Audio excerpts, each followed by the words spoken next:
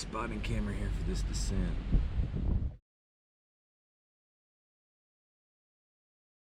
He's gonna eat the dog food. Look at that. Yeah.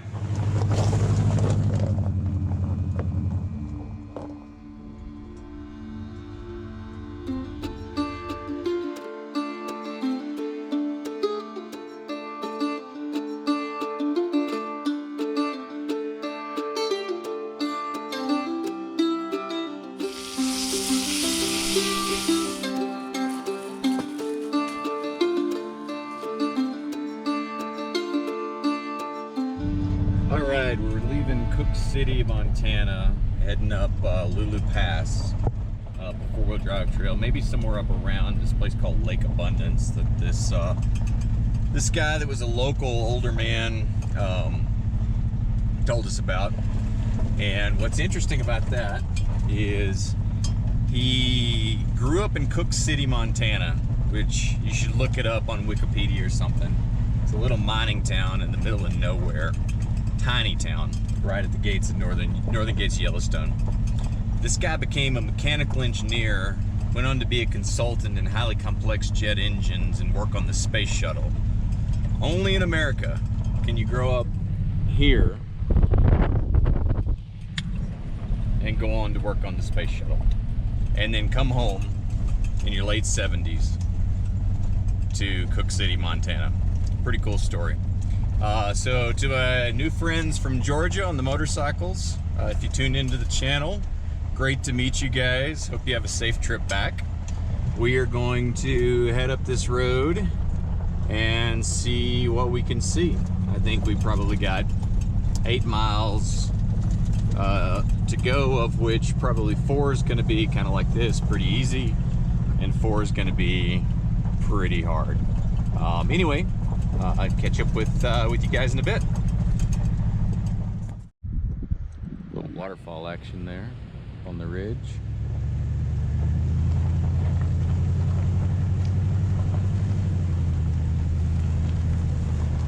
Oh, we had an interesting occurrence about, I don't know, half-mile back on the four-wheel drive trail. 2 black, unmarked police sedans coming out of a four-wheel drive trail. So you don't miss your turn, Steve. 2 waterfalls, actually. 2 black unmarked police sedans coming out of this four-wheel drive trail. Cars.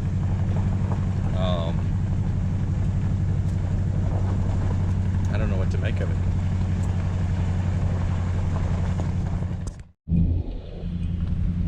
I'm pretty sure there's a grizzly bear back here the size of your 4Runner.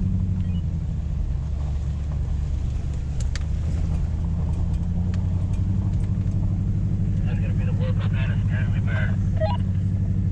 It's been feeding on tourists all summer. Well, that would be awesome. There's no shortage of them in the woods this year. Damn, it's true. There's no fish in the rivers, but there's plenty of tourists for the grizzly bears to eat. Maybe we should have just headed back into the Kootenai after I met you at Walla Walla and just stayed up there the whole time. There were no tourists in the Kootenai, that was for sure. To be clear, we don't advocate the eating of tourists by grizzly bears in any form.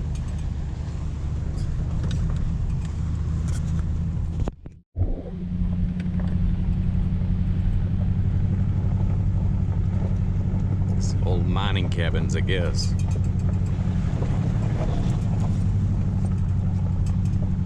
It's probably where that old guy that worked on the space shuttle grew up.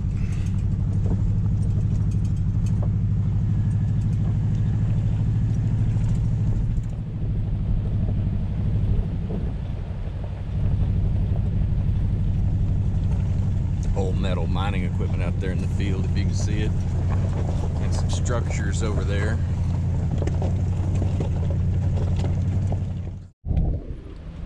Alright, I'm driving a really steep and rocky section. You can actually see Steve getting ready to climb up it right there. I think you can see him on the GoPro.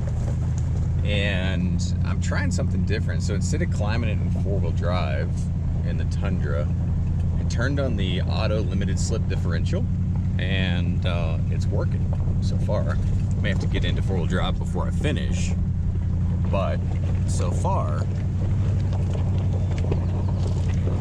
it seems to be doing the job.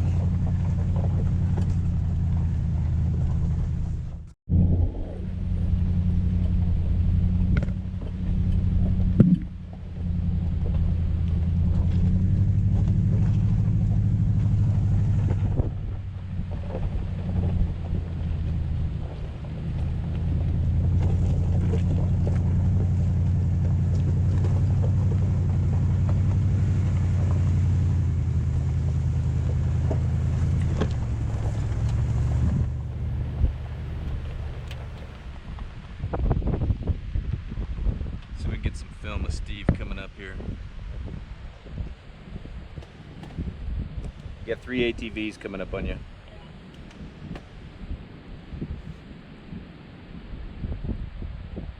Wow.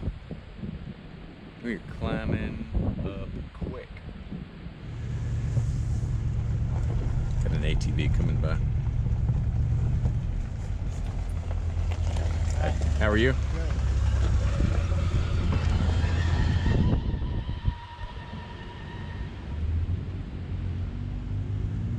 Steve climbing up in the 4Runner, if you can see. That gives you a sense of how high or how steep this is. He's only about 500 yards down the road from me. Oh, there's Pilot Index Peak. I think that's the name of that. We're looking at the backside of it now. Oh yeah, look at Steve's 4Runner coming up right here.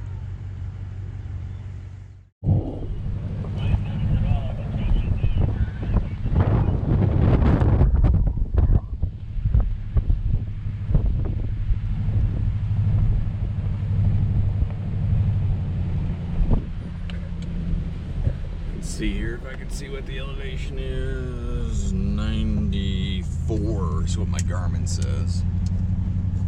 So we're definitely climbing up. Still in 2-wheel drive using the auto limited slip.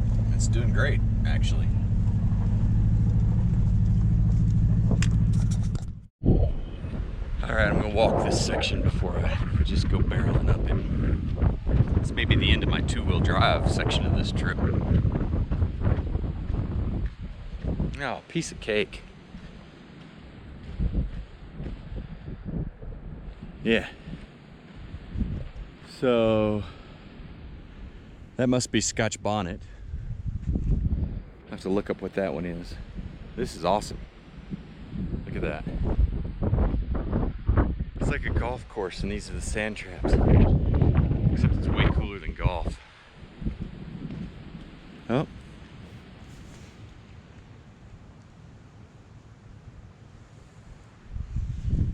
That's cool. I'll do that just so you can get a sense of.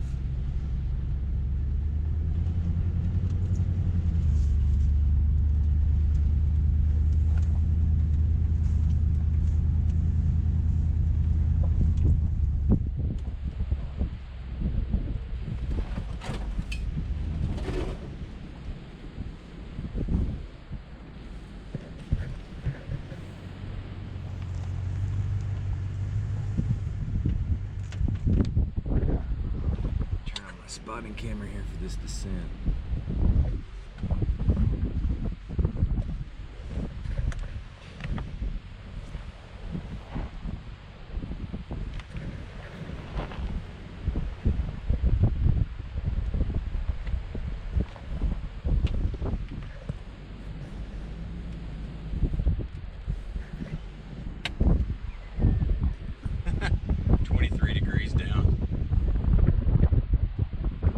Camera never does it justice how steep things are.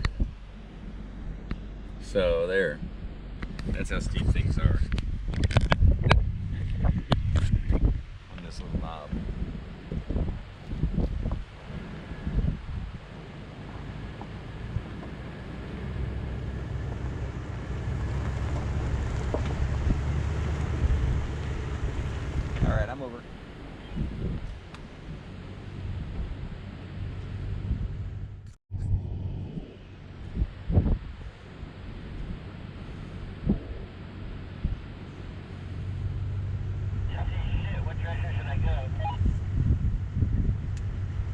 kind of hug the left side of the dirt.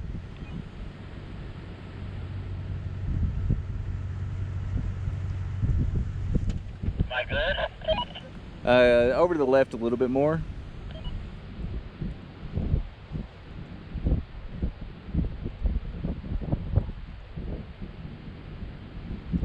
Left more. Slow.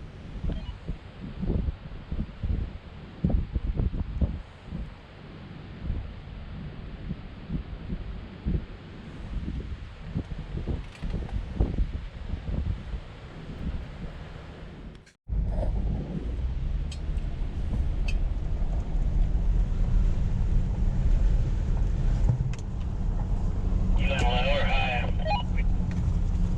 I shifted into 4 low just to climb that little knob. Roger that. I just left mine in low for the moment.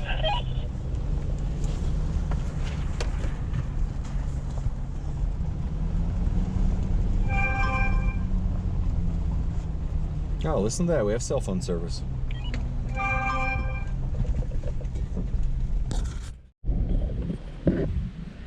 Pretty sure I don't want to try that trail over there that zigzags down that mountain like a goat path. I think we go this way. We're about to find out.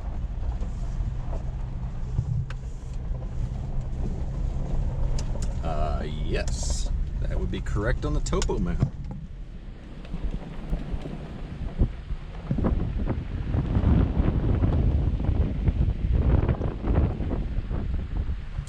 Oh, so I just got a call from the shop in Cody, Wyoming. Apparently they have finished my trailer and upgraded it to 7,000 pound axles, put new brakes and rotors on it because the old rotors were too small to fit a 7,000 pound axle. Apparently I bent the frame cross member. Not sure how that happened. I guess all in the same episode. And they replated that and put a new cross member in.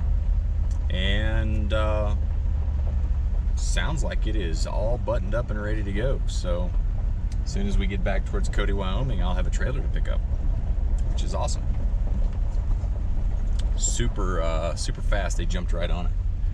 Anxious to take a look at the work. And down we go.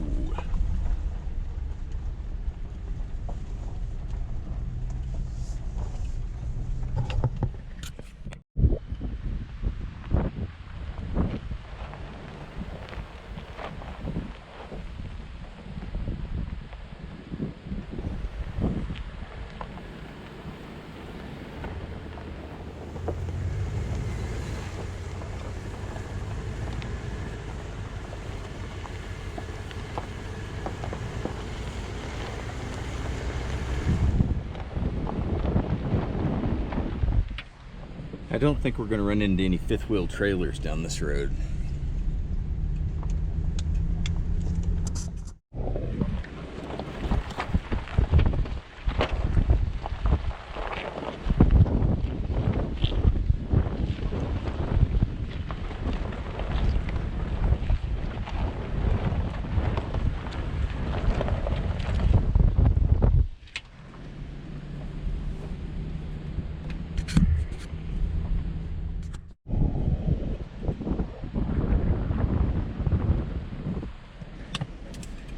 This is pretty cool. I wasn't sure that we were going to get to see much of the deeper backcountry in the Beartooth here.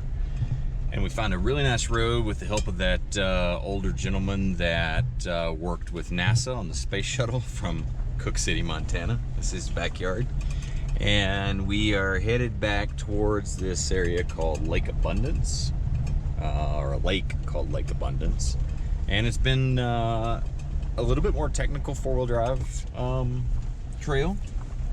Nothing really bad, really only one spot, a really high mound and crest, and I rubbed the skid plate a little bit in the tundra, but I don't think anything of any consequence. And yeah, it's really pretty back here. It is definitely grizzly bear central back here, though. If we're gonna see one while we're out here, I think this might be the most likely place.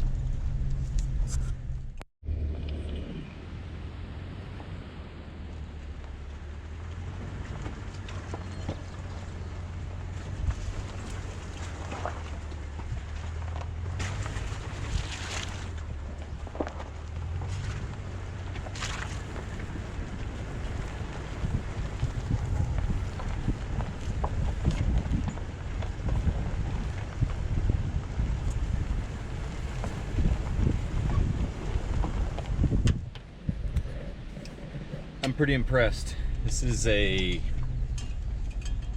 mostly bone stock Tundra TRD Pro, Toyota Tundra TRD Pro.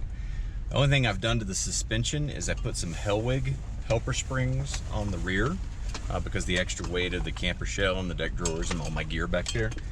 And so I should mention that I'm very happy with the Hellwig helper springs thus far. They don't make any noise.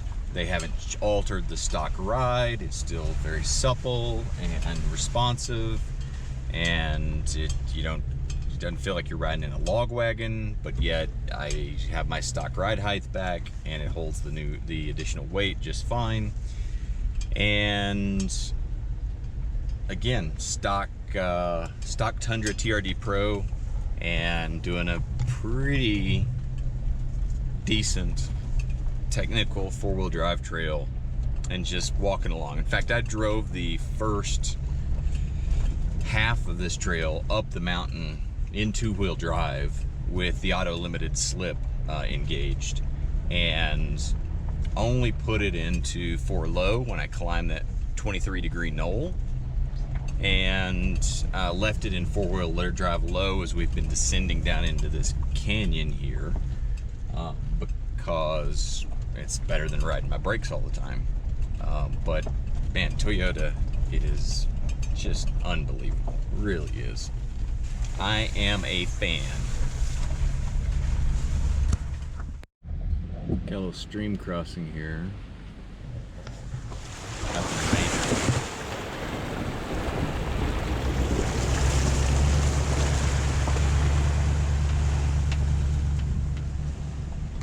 What are you doing, Scoochie? Hey, sit down. Sit. Hey, sit down. Sit. Scout. Sit. Good boy. Sit down. Stubborn old goat. Sit down, boy. Sit down. Sit down. Sit down. Good boy. Good boy. He likes to bite the leaves of trees that are right outside the windows, and I don't want him to get hurt. So, he is a stubborn old goat. That's what I'm talking about right there. Aberosca Beartooth Wilderness boundary in the Gallatin National Forest. Yeah, buddy. Alright, we checked out the Lake Abundance trailhead and the Wolverine Pass trailhead. And it was a little bit buggy in both places, horseflies and mosquitoes. So we are crawling our way back up the mountain to a little higher country, a little drier country, to find a campsite that maybe isn't quite as buggy. So that's our story right now, just kind of easing along back up this four-wheel drive trail. Beautiful day here in the Beartooth Aberosca. 71 degrees, although the sun feels a lot hotter than that.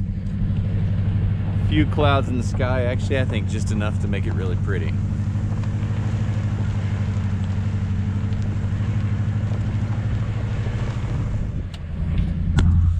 I hope we found a good campsite. I kind of wanted to camp down here in this big bowl that we've been in, that you can see back there, because I'm very curious what kind of wildlife walks out as we get closer to sunset. But maybe that's a good thing that we're not going to see it. We'll see. I'm thinking this section of road may get a little slippery and a little dicey. Just a gut intuition here, considering that we got snowbank on the left side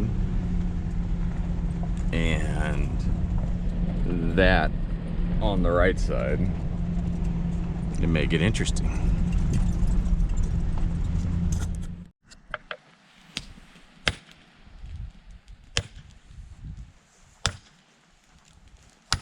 We ended up with a pretty good campsite here in the Beartooth. Scout doesn't seem too impressed. Getting a little fire going, Steve's splitting some wood. Starting to get sunset over the peaks there in the distance. And over this way, sorry for the fast pan. Oh, you can barely see it on the GoPro.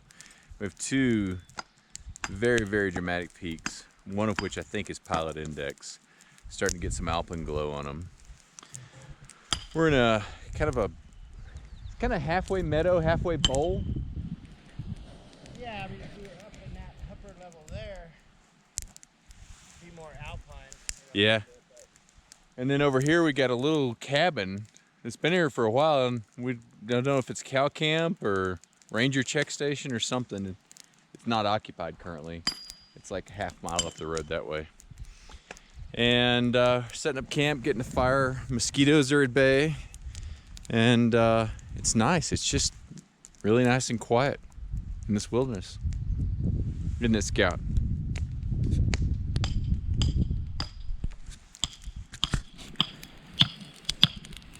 If you've never used a wedge in a sledge to split wood, I highly recommend it. Lots of control, lower chances of messing yourself up in the backcountry. Famous last words of Steve.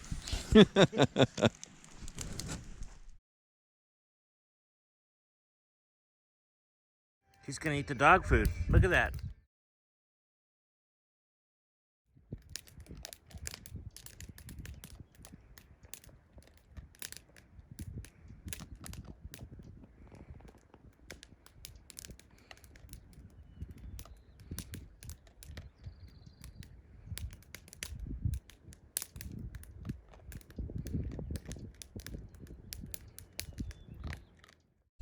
All right, we just had a fox come into camp